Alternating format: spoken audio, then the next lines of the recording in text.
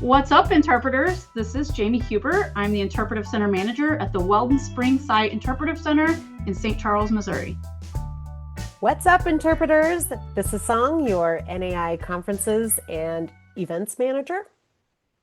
What is up, interpreters? I am NAI's Executive Director, Paul Caputo. Jamie, hello. It's so nice to see you. So good to see you, Paul. We obviously go way, way back, and you are currently a member of the planning committee for the 2027 NAI National Conference coming up in St. Louis. I know that St. Louis is near and dear to your heart. You just explained your current role, and we're going to get into that. But I want to go into the Wayback Machine because we've known each other for a long time. You've been involved with NAI at the regional level and the national level, but you've had a super interesting career in interpretation. So I'm going to start at the very beginning. How did you get involved in interpretation? Completely by accident, actually. I was fresh out of high school. I needed a summer job. I didn't like the one I was doing, and I saw an ad in the newspaper for cave guides at Onondaga Cave State Park. And I thought, well, it's better than Walmart. So, and from then I was hooked. From there, I worked seasonal with Missouri State Parks every summer as I worked my way through college, and kind of the typical college route, change schools, change majors, right? Because now I know exactly what I want to do. And so after finishing college, I ended up getting, luckily, my foot in the door with Missouri State Parks and spent about a little over 20 years and ended up as an interpretive resource coordinator was my last position with Missouri State Parks at Quiver River State Park, which is about 45 minutes or so north of St. Louis. I still live in that same town, but an opportunity came open here at the Weldon Spring site as a manager about 2.5 years ago. And I made a very brave decision to completely change my life and everything I had known up till then, because I was a very diehard, forever Missouri State Parks person. But it has been one of the best decisions I've ever made. And I spent a lot of time kind of while I was with Missouri State Parks involved with NAI at the regional level. I was a newsletter editor for a while and helped to plan several regional conferences. And then I also was in leadership with the Association of Missouri Interpreters, our local organization. So I was on the board in almost every position within that organization, helped plan several conferences. So I kind of had to hit a pause for a while because my career in state parks got really, really busy. And so I had to step back a lot, but I am very fortunate and lucky that where I'm at now, it's very supportive and I'm able to re-engage with my community who I've missed very much. So I'm very excited to be here and getting this opportunity to talk to you guys again and talk all about the Weldon Spring site. Yay, Jamie. Jamie, it's really fun working with you on the committee. Please tell our listeners what the heck is the Weldon Spring site and what the heck it is a contractor to the U.S. Department of Energy. Where in the world do you work?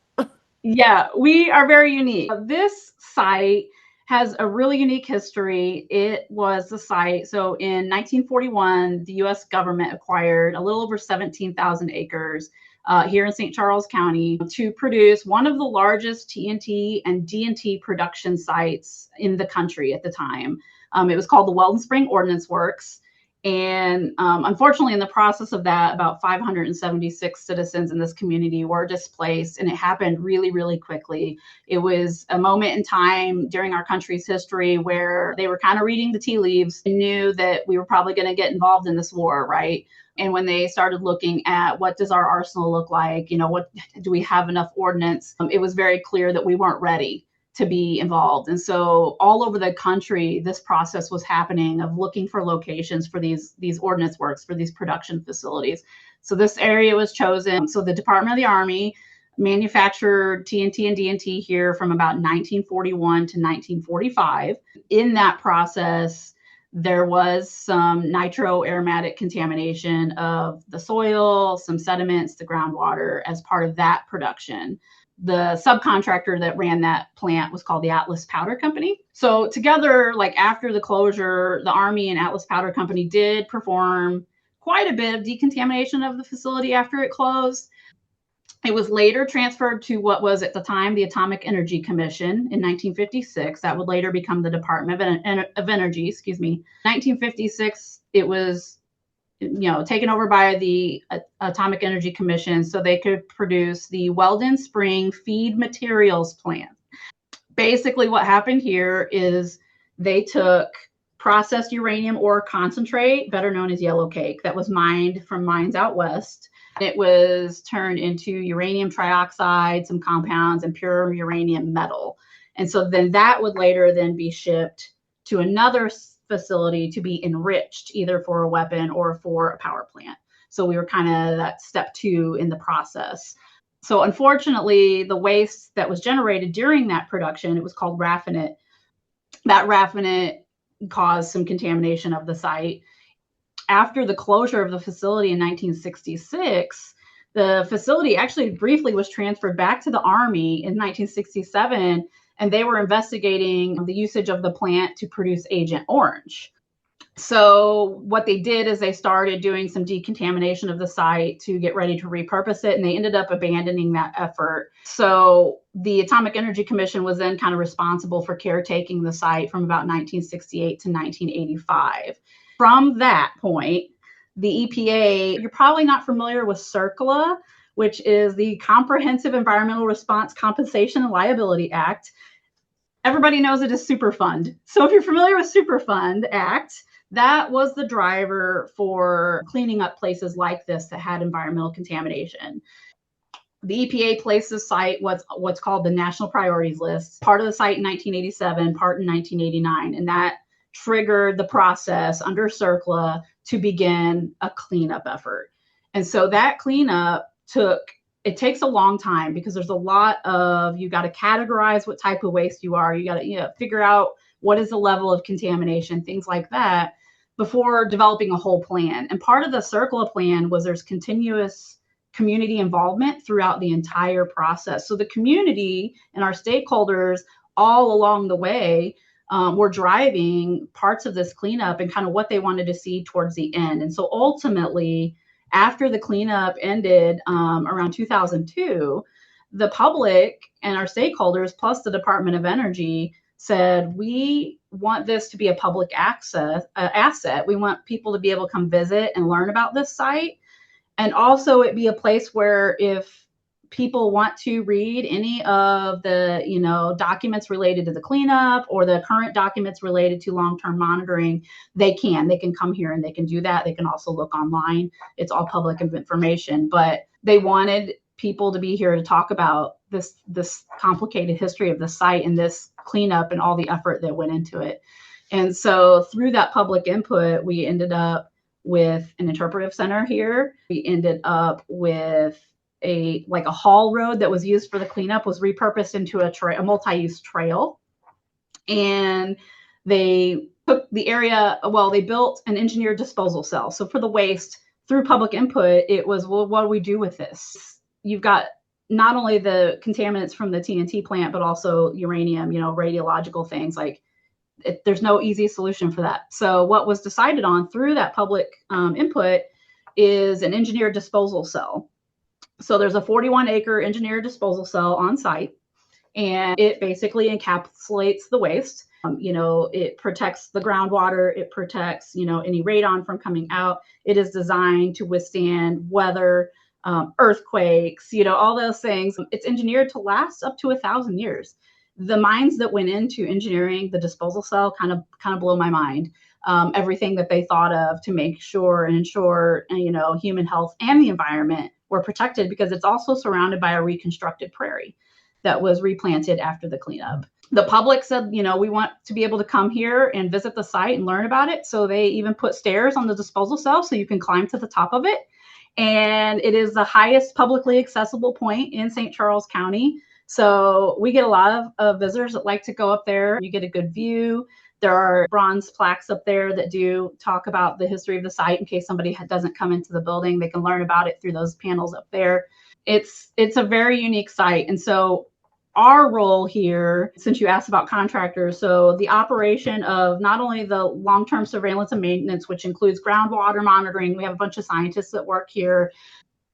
and the Interpretive Center operations, we're all government contractors. Although we do also have federal staff on site and, federal oversight here as well.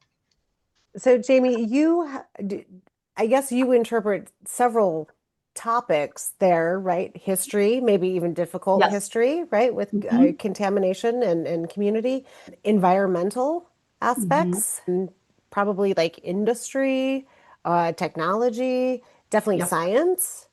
Mm-hmm. How do you roll all of that into into all your interpretation? How does that all come together? So that's a really great question because it is difficult. You're right. We do have complicated history. We have the history of World War II that we can interpret and how, local communities played a role in that effort and how they were impacted. We have, families that were displaced because of that effort and, some of their descendants still live in the community. And so you have all of that, but then you're right. We do a lot of STEM programming.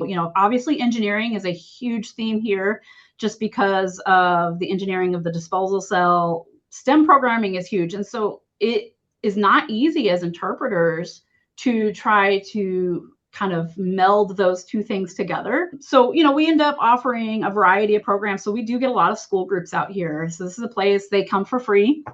They can take a field trip. And we have a lot of offerings that may be more about the ecological side of things. So they can learn about the prairie ecosystem and the restoration and how that came to be. Or they can come and learn about the history of the site or learn about radiation and, have a Geiger counter. And we have, Fiestaware and things like that they can learn learn how to use one and how it measures radiation and what kind of radiation they experience in their everyday life, right? From the sun, from eating a banana, whatever. And then what type of radiation, that we were talking about here and with the cleanup and how to kind of separate those two things. So, it's not easy not only to do those two things, but find interpreters that are equally excited about talking about both of those things, right? So, but we have a great team here and they have a ton of great ideas. And we found ways to take these topics and have hands-on activities for pretty much any school age kid or an adult. But we also do public programs as well. So we'll invite people to the site or we'll go off-site to local community organizations and do a program about the history of the site or whatever they request. So, we try our best to kind of find ways to interpret all aspects of the history of the site from that, World War II history, that Cold War history, but then also to really emphasize the amazing work that so many experts did as part of that cleanup, from hydrologists to geologists to engineers and how they all worked together as a larger team to complete this extremely daunting task. So I'm asking for a friend. You spent nearly 2 decades with Missouri State Parks, and then you described the switch as being very brave, which I certainly agree with. But you made a switch from a long career with an agency to start another career, still within the same field of interpretation. Still, it sounds like there was a lot of work you were doing with Missouri State Parks that was both natural and cultural, and then also historical, and that has carried over to this position as well. I'm curious from your perspective, after working with the same agency for nearly 2 decades and then switching to a new position, how much of what you knew about interpretation carried over? How much of a learning curve was there with the new subject matter that you were interpreting? What felt like old hat and what felt brand new when you made that big switch after a long time with one agency? That's a great question. And that was the scary part because I was very unfamiliar with this agency. And what I found was interpretation, it received a huge support. And I'm so thankful. We have an organization, it's very much supported and understood. And so we do get a lot of opportunities to use those skills that we've learned and they translate well. Everything, everything we learn about connecting with audiences and, creating strong themes, all that translates easy here. The challenge, and I think what's unique about this site that we don't encounter with state parks or other agencies as much, is with state parks, conservation agencies, things like that. When people come to those sites, we know exactly where they're at. They're there to have a good time. They're there to recreate. They're there to have fun. The biggest, challenge here is when people walk through our door, we don't know how they feel about this site, right? They may be nervous about it. They may be a descendant of a family that feels strongly about how, the families were displaced, or they may be a World War II buff. We never know. And what I love about this job is we get to meet people where they are and go on a journey with them. And all of those skills that we learn in interpretation translate so well. It gives us the tools that we need to be able to meet that person and find the path to walk with them. And sometimes it's just listening, right? Like we just listen and we talk and we have a conversation and we let people be heard. Sometimes it is a journey where we can help them understand this site better and the tremendous effort that went into ensuring that this is a place where you can safely recreate and come and learn about the site. And we're not afraid of hard questions, but we welcome them, because that's why this place was put here, right? This is why the exhibit hall exists. It's why we have interpreters on site. So if anybody comes in the door and they have questions, we're here to answer those questions and be somebody who can carry that message about the history of the site and the cleanup. And I think that's what's so powerful about having interpreters at these sites, because it would be difficult. It's a lot of information. And that was the biggest challenge to get to answer that part of your question was when you step into a place like this, it is about a year or so of just learning. I mean, just reading the regulatory documents so you can understand the phases of the cleanup and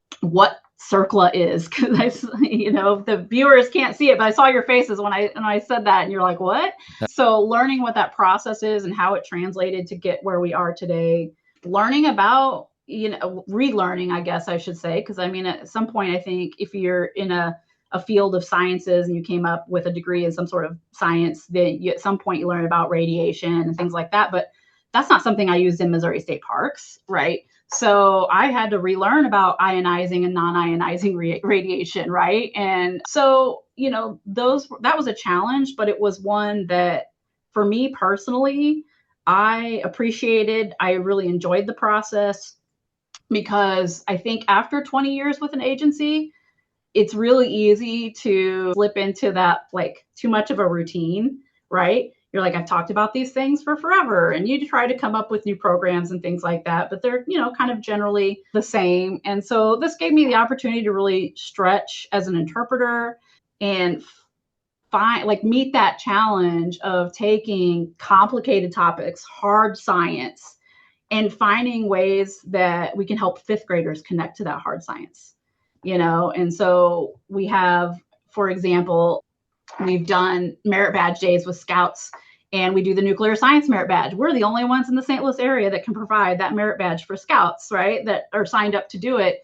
And we made cloud chambers with them, things that they can't really do anywhere else, we get to do here. And so that finding new things to do like that makes us unique, but helps them connect to the message of the site and our mission has been really rewarding. That's awesome, Paul. That was a great question. You can tell your friend.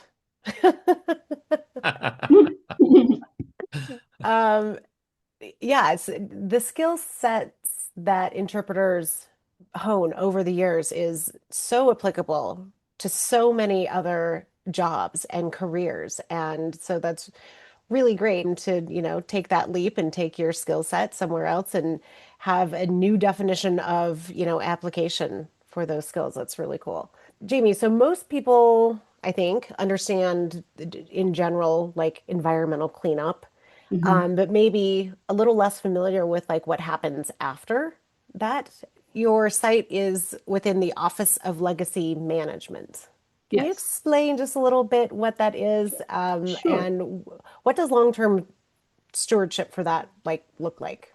Sure. Yeah. So the Office of Legacy Management is a department within the Department of Energy, essentially. But when a cleanup happens, depending on the type of site it was, without getting too deep into the details, but depending on what type of site it was, then it gets turned over to the Office of Legacy Management for long-term maintenance and stewardship. And that looks different depending on the type of site. So for here at Weldon Spring, for example, because there is continual groundwater monitoring. So, for example, we have 103 groundwater monitoring wells here at the site that are monitored at different periods throughout the year.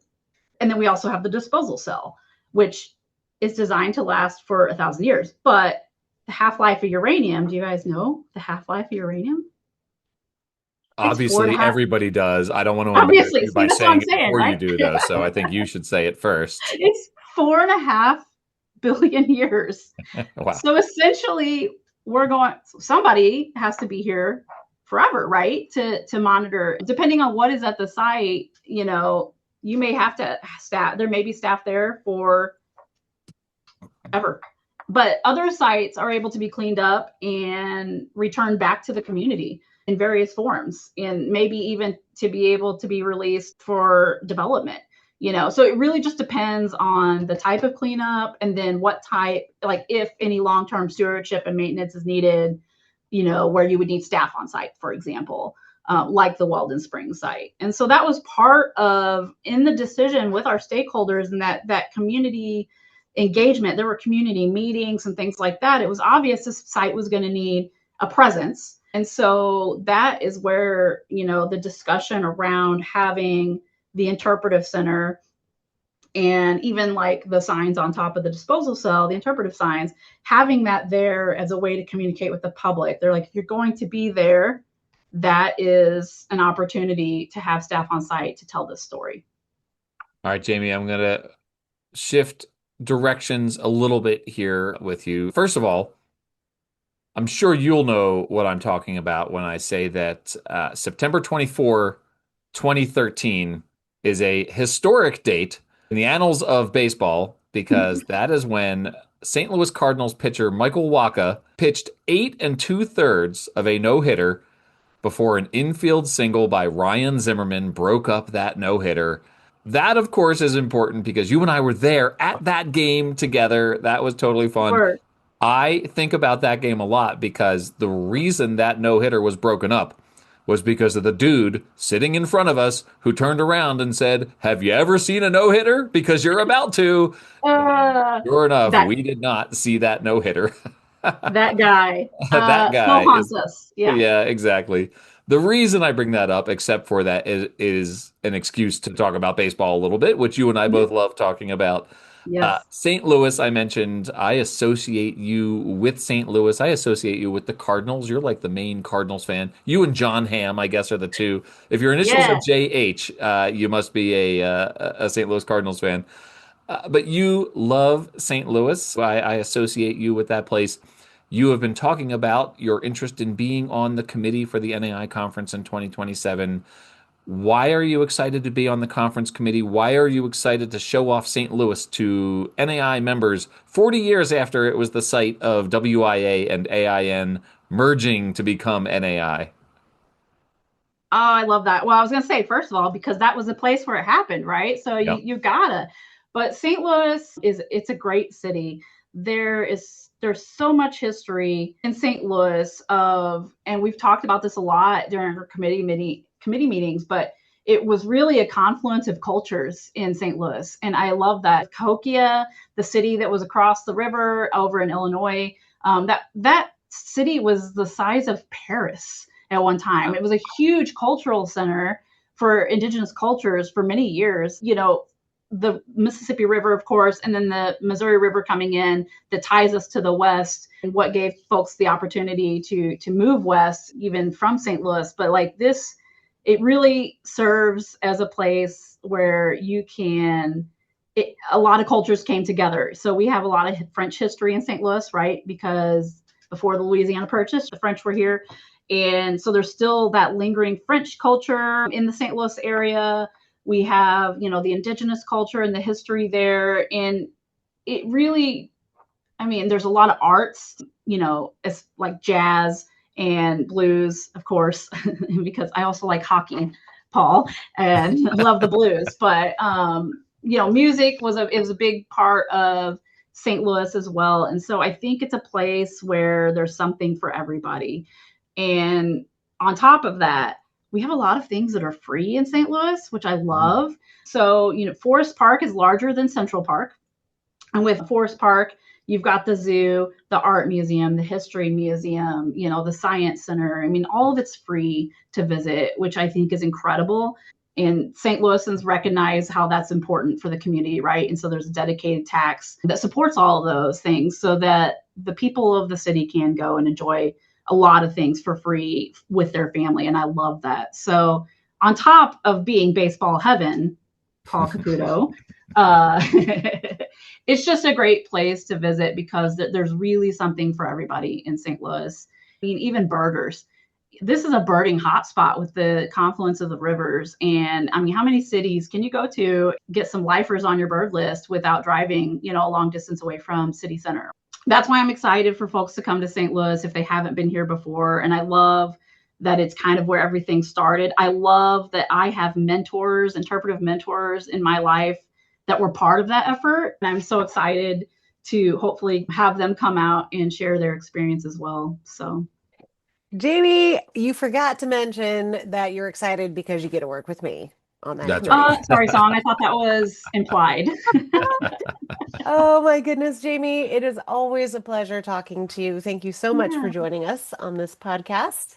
Thank you for having me. Hey, Jamie, where can people find the Interpretive Center that we've been talking about? Where can people go find the Weldon Spring Site Interpretive Center? Yeah, we are located off of, I won't be a local, I call it Highway 40, but it's Interstate 64, just outside of St. Louis and in St. Charles County. We're just a couple miles off of the highway, off Highway 94. So it's really easy to find. And there is a website. So if you look up the Weldon Spring Site Interpretive Center, we do have a website there. You can learn more about the site and some of the interpretive services that we offer here. That's a way to contact us as well if you have any questions or you want to reach out to me. I would love to have interpreter friends reach out because I'm all about expanding my network right now. And interpreters, that's what's up. What's up.